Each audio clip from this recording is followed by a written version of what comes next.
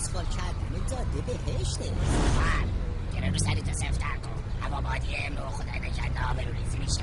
اوه برادر میخوام ببینم هوا بادیه مادون 3% است یا خدای نکرده مدلش است. حالا شما به زحمت صافش کنید. اینجا نباشه مزر هست. نشر ارشاد در حقیقت بخش فلسفی نیروی انتظامی.